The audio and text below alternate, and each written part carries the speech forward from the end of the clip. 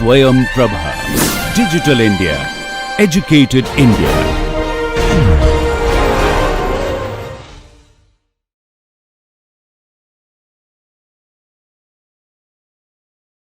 In the weakness, even though we consider this as the strength, reservoirs, India is, we have constructed almost 4,000 and odd major and medium small dams in India, but the volume of water stored in that dams are insufficient to meet our demands.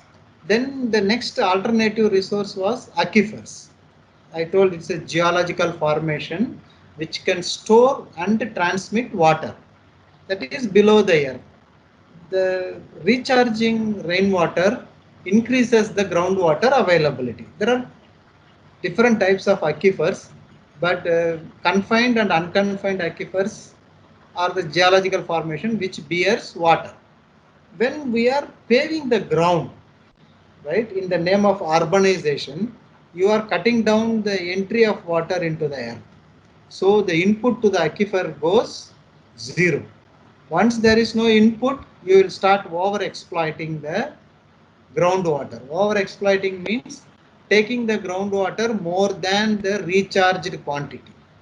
What happens when you over exploit? Water starts flow from other points. Sometimes if it is very nearer to the coastal zone, seawater will enter into that, making the aquifer salinity, saline groundwater. So that is our weakness. And we have a lot of opportunities. As I said, almost all rivers are dammed. There is a book, Damming Rivers. If you have some times, please read that book. Right? People say that if large reservoirs are not possible, I think we no need to tell to you. Nowadays, constructing a large reservoir has become practically impossible. So many sociological, so many border disputes arises because of large dams. People say that the opportunity is when it is not possible to store it in large reservoirs, make it into small reservoirs. For example, Tamil Nadu, 1,000 years back, there were 49,000 irrigation tanks. That means every 1 kilometer square there is a small pond. The volume of water stored in that pond is sufficient to meet the irrigation demand of that village.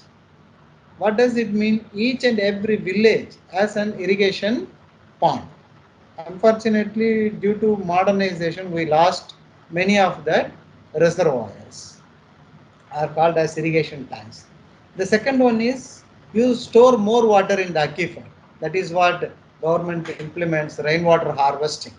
If it is not possible to harvest over a large area, you make a recharge pit, you pump or send as much as rainwater, right? And then try to operate your reservoirs optimally, augmenting the source. I told in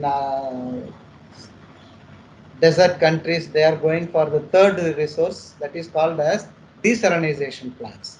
I think in India we no need to go for desalination plant because we can still explore our surface and the groundwater.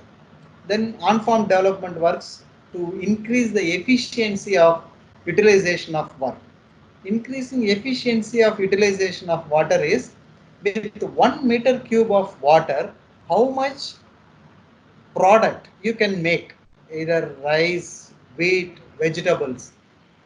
1 meter cube, if you are able to make it as 100 kg, 1 meter cube you are able to make only 10 kg. So 100 kg product is the better efficiency. So that is why people go for different method of irrigation, from flooding to drip irrigation. They all comes under on-farm developmental works. That is improving the efficiency of water utilization. Then industries, they use huge quantity of water. So you have to ask the industries to reuse and recycle the used water again and again until it disappears in the form of gaseous state. These are all the opportunities to increase the efficiency of water availability in SWOT analysis. Then what are all the threats? The first threat is still that spatial. I am not a god. I cannot go and ask the rain clouds to evenly distribute throughout the India. It's a nature.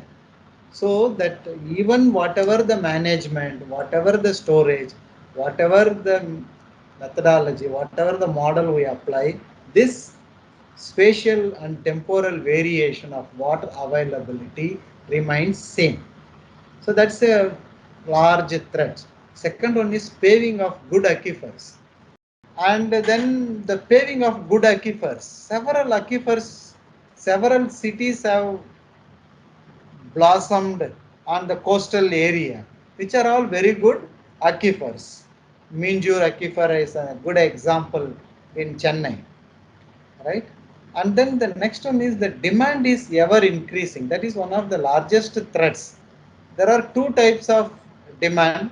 One is extensive demand, another one is intensive demand. Extensive demand is like extensive agricultural and intensive agriculture. Extensive agriculture is the area under irrigation is increasing, so your demand is increasing. Intensive agriculture is same land you are irrigating 3 times a year. Earlier you used to grow only one crop, now you are growing 3 crops. So that is intensive demand. So now extensive demand is also increasing and intensive demand is also increasing. The next is sociological problems. Nobody wants to share water. So that's another large issue, large threats in managing the water resources. Then implementation of best policy. Suppose as a water resources engineer, if you derive a reservoir operational policy, it is very difficult to implement. We are still using only the thumb rules or the rules derived during construction of the dam. Then that is also one of the threat. The next threat is, as I said, irreversible pollution made. For example, Powai Lake, you see, if it was good water and not polluted with sewage, it could have been a very good drinking water source, or at least we could have used it for industrial use. Okay, so these are all the threats where we need to concentrate as a researcher to convert our weakness to strength. So that is why we need to convert that. We need to study the subject systematically and including the groundwater, and we need to use groundwater management. And we need mathematical models for water resource engineers. But the basic is the hydrology, right? This is the SWOT analysis. What do you mean by strength, weakness, opportunities, and threats? So how do I use these strength to take advantage on these opportunities? How do I overcome the weakness that prevent me from taking advantage of opportunities? Threats, how do I use my strength to reduce the threats or threats in the reverse case? Okay, so these are all some internal and external analysis from management course. Right, suppose if I want to study a company, now this is your first assignment. You can write down at the end or whatever it is. Do a SWOT analysis on your career. What is your objective? What do you want to be? It's not necessarily be an engineer. Nah. Sometimes we got an opportunity to study, but you can enter into the field which you want to flourish. Maybe scientist, professors, teaching, or you can go in administrative services or CEO of big companies. Suppose if you are want to improve, reach your goal, do a SWOT analysis. Okay, so that will be your first assignment. Just first is SWOT analysis on individuals. Okay, then second, since we are, as I told, the entire India is part of a river basin. So wherever the place you are coming from, see in India, the starting point of each and every river basin will have a temple. Okay. So now your second question is, do a SWOT analysis of water resources in your. Okay. So when we did SWOT analysis of India, I was looking how the people have studied hydrology. I told people people were working on this subject for very long time. Hydrology is as old as civilization. Almost all civilization on this earth has flourished on the banks of the rivers, right? Everybody knows that.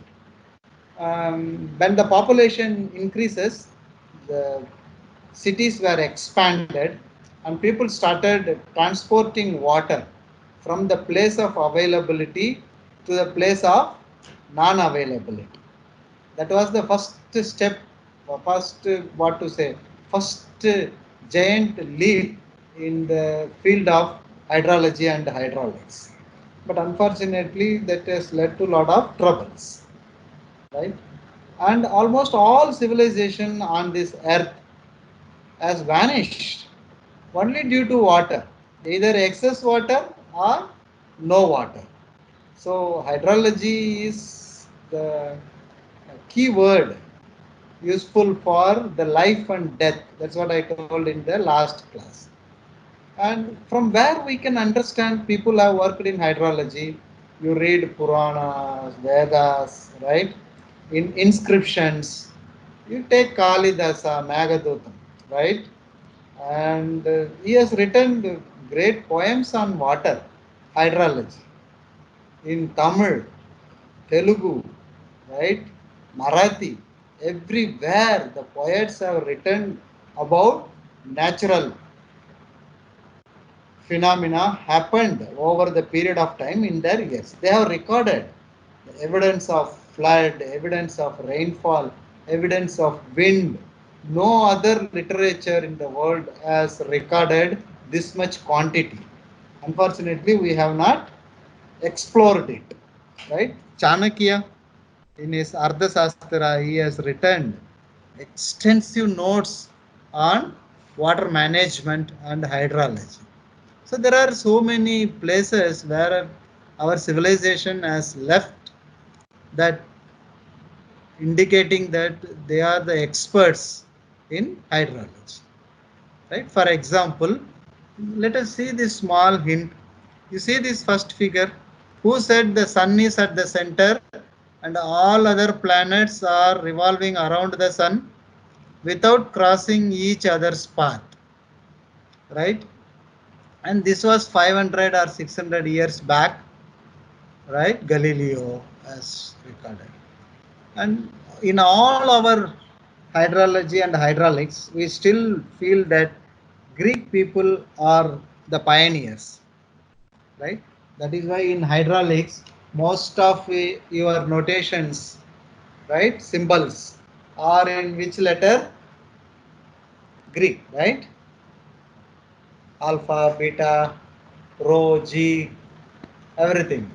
We are also pioneers, right? For example, the temples, if you visit, maybe those who are from south, you can see a group of statues called Navagragas. They say that each one belongs to one planet here, with the sun at the center, and all these planets, all these statues will not see each other. There is no face to face creation to show that they don't cross the vision of or the movement of each other. So that means our people doesn't know how to put it in scientific way, but they have put it in different way. And in all other civilization throughout the world, whatever the civilization you take, their gods are nature, right? Sun, moon, wind, right? That is their gods. Let us take the sun. Why I took the sun is the center of energy for our hydrological cycle. The rotation of the earth, rotation of water over the earth is mainly due to sun and moon. Let us take how people have caricatured the god, the sun god, by different civilizations, right? I think this is god Helios, you know that is the Greek uh, god representing the sun. This statue was ancient, one of the ancient seven wonders of the world. It was in that their port, which was destroyed due to lightning and earthquake. So this is how the Greek people have caricatured the god sun. And in one of their flower wash, which we visited last time, they have drawn that sun moves in a chariot pulled by four flying horses in two wheel, right? So he starts early morning and then ends his rotation by evening. So this is how people have caricatured in ancient Greek the god of sun, right? And the second biggest civilization is Egypt. Egypt, even though statues are three-dimensional, their drawings are always two-dimensional. Especially, you cannot see a Egypt drawing with full face, right? Faces will be always turned one side only. So a person with a red ball, right, on his head is referred as the sun god, and they have caricatured him that he is moving in a boat by crane. So this is how they caricature. And in Rome, it's an old man with a lot of hair around their, it's a Rome Empire. And this is in Peru, it's a square shaped, but again a human face with a lot of radiating radiations. Right? And this is Bamiyan, that is central Tibet, China, Mongolia, that Buddhist countries. They have pulled it that he was traveling in a chariot which has wheels with the spokes, right? And this picture was very unclear for them. But he was traveling in one or two horses, right? And how Indian civilization has caricatured the sun god. This is a statue in Konark Temple, which is almost 1800 or 2000 years old temple. In that, the sun was standing and the chariot was pulled by seven horses. Right? You can see seven horses. Why it is seven horses? No civilization has caricatured that sun is moving on seven horses, right? And it's a science, right? For example, you see this when a monochromatic light passes through a prism, you get Vibgyor, right? And our people have realized that these are all the sun rays which has seven colors from this single sun rays, and they caricatured these seven colors as seven horses.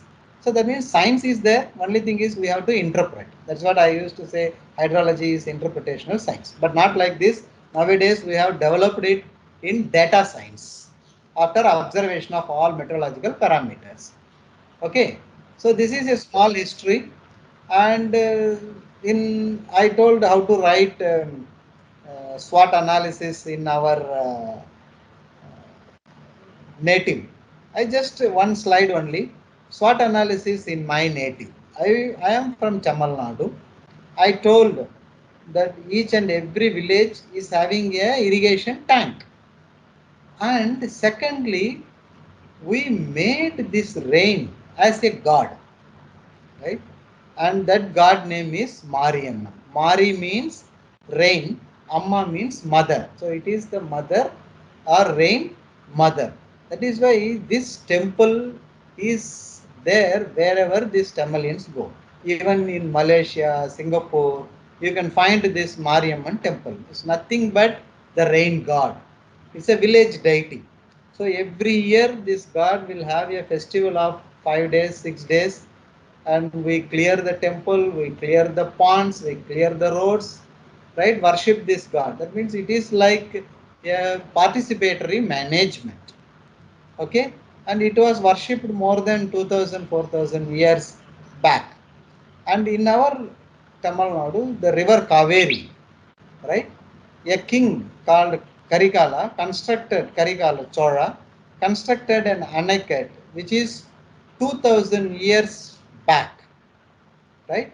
He has blocked this river and took the water for irrigation, and that Anakat is called as Grand Anakat. Of course, gates are made by British engineers Ellis in 1800s, but the weir was first constructed by Karikala in 2000 years back. It's not a small one. This is a part, and you can now see the gigantic. Right? It is. You cannot capture this Kallanai in one shot. Right? Try to see it through Google, or you can search for Grand Anakat in River Kaveri. Okay. So this is how to write SWOT analysis in my native. But technically, there are several water resources engineers who has helped in the improvement of water resources in our country. This, we should not say that they not only did bad, but they did good also. The first good I can say is they have made the water resources beautiful. Right? The first person is Sir Arthur Cotton, who worked in Delta region. He has constructed big barrages. For example, the Dhauleshwaram barrage in river Godavari is called as Cotton Bridge also, which is very big engineering marvels. Almost 175 years back, without any equipments, large earth movers equipments, he has constructed a beautiful barrage called Dhauleshwaram barrage. Next time when you happens to take over as the district collector of Andhra Pradesh, there are two districts called East Godavari and West Godavari. Cotton Dhauleshwaram barrage. There is a museum there. Next time when you go there, you please have a look. You can see all construction required in a dam in this barrage. Right? He controlled the flood of Godavari and constructed network of canal, Dhauleshwaram right bank canal, Dhauleshwaram left bank canal, which has flourished north Godavari district, that is called East and West Godavari district. So Sir Arthur Cotton worked on the barrages, like in Godavari it is Dhauleshwaram, then Prakasam barrage is also by this fellow, and the Ellis worked with still south, right? Mostly Ellis and Pennyquick, they are all people who constructed dam in the hillside, right? Periyar Lake. I don't know how many of you are watching news. You can see there is a dispute of water sharing between Kerala and Karnataka. That is Periyar Vaigai Reservoir. Right? This dam was constructed by Pennyquick in 1886. Right? Just even before introduction of railways. These are all the things. And Ellis is a great writer, like us, who records each and everything. There is a book called Irrigation Manual by Ellis. Ellis only constructed Metur Dam, right? And at that time, Dr. Stanley was the governor of Chennai. So the reservoir is called Stanley Reservoir, but the dam was constructed by Ellis, and he wrote a beautiful book on irrigation manual. Even today, all the equations which he has developed for Tamil Nadu valids, right? Morris, Mullings, Stonley, these are all the chief engineers after Ellis who did a very good management. So I think we should appreciate their role in our water resources engineering. right? But now what is the status of water hydrology and water resource? I told hydrology is as old as civilization. We are trying to understand various processes in the hydrology. As I said, we cannot create water, we can only store and use it. And we try to find out future values of these hydrological variables. What are all the future hydrological variables?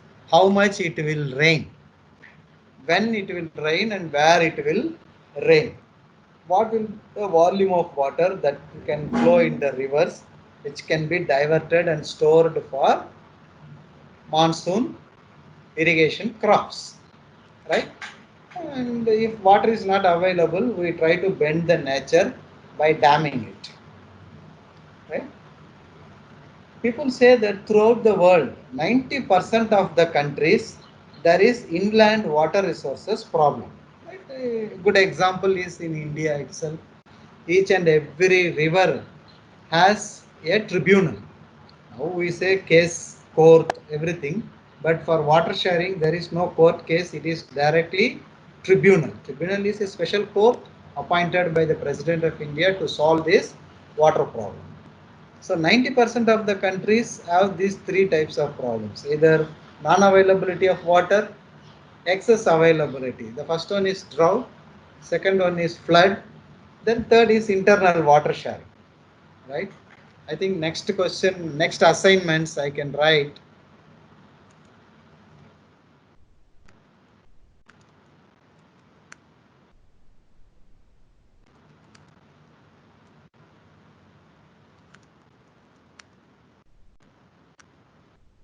So tribunals on various rivers in India.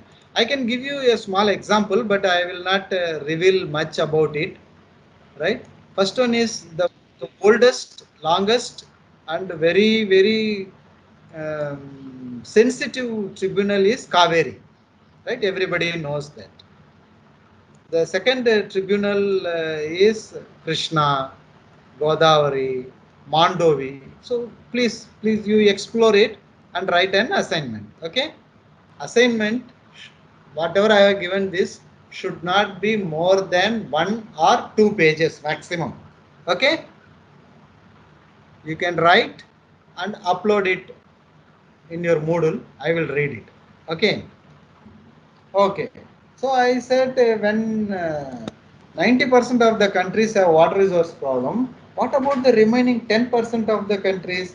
10% of the countries have cross country water problem. That means there is no even a single country except small island countries. They also have the problem of excess water availability or salinity, right? Like Maldives, Mauritius, they also have water problem. Okay, even US has a water problem. You know what is the dispute between US and Canada? Next time when you go to US, you can find out, right? Niagara belongs to whom? Okay, so that river which passes in the border is a dispute. Okay, why it is dispute? Is it not 200 years back people were living and water is there? Why at that time there is no dispute? Either they used that water, flourished, or excess water they vanished. But there were no dispute in sharing. Right? The reason for sharing is, right, we'll see this, right? See, you know that our earth is made from nebula, right? When nebula has expanded and exploited or explored, no, mm, exploded, then the sun family has been created, right? Sun at the center, all this is millions and millions of years back. And all the planets started revolving by their own axis and also the axis of sun. And to the knowledge of our human being, we know that living beings are existing only in earth. That's why it's called as blue planet or green planet. And it took millions and millions of the year for the nature to create this blue planet. Don't worry, I am telling the story, right? That is why if you see the Sun family very closely, people say that the residual of nebula is still there in between the planets, and they are not planets; they are the residuals of nebula, right? So the nature took this Earth planet and it made it into a living planet. How? Just by giving water, air, right? Rotated the Earth. Then there is lot of changes in pressure, temperature, right? Wind speed, everything. And once these non-living beings are stabilized, nature has created a dynamic living being. The first dynamic living being created by Earth is amoeba, right? One cell creations. And then started exploring the living beings. And the biggest creation is herbs on this Earth, right? Plants. So over the millions and millions of years, right? Over the millions and millions of years, there were full of herbs. So Earth is everywhere herb. Now the blue planet has become a green planet. Then nature thought that, oh God, I should control the growth of these herbs. How? It cannot stop the previous natural resources like water, rain, everything. So nature has created a feeder, and it is called as herbivorous.